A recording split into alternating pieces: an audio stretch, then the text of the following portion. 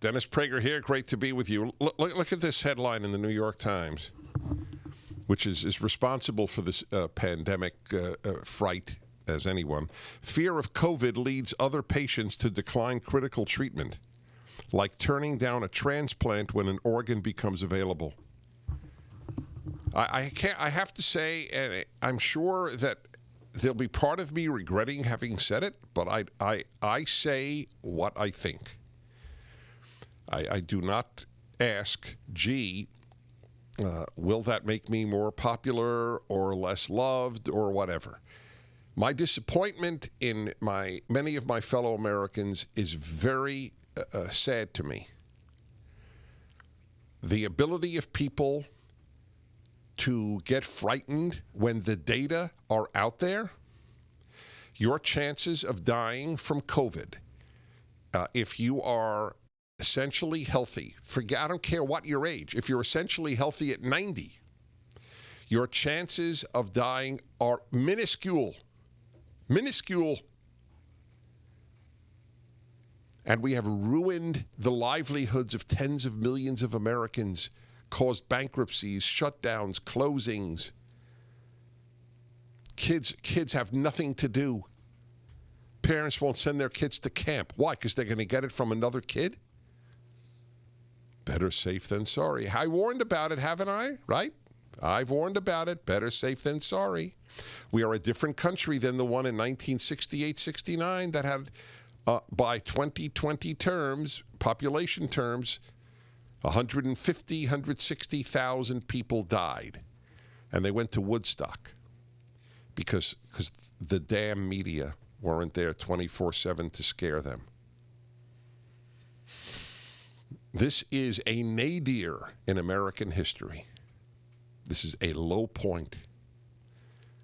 I spoke to hundreds of people at a rally at City Hall in Los Angeles.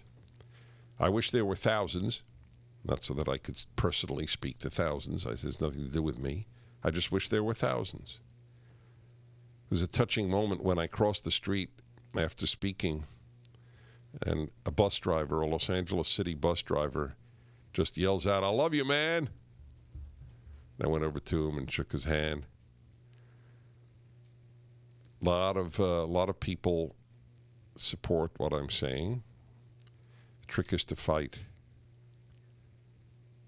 Gavin Newsom and Eric Garcetti will go down as fools at best and as vile at worst.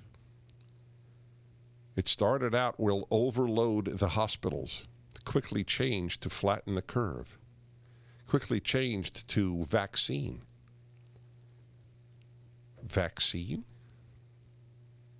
We're going to ruin people's lives and the country till a vaccine? You out of your minds?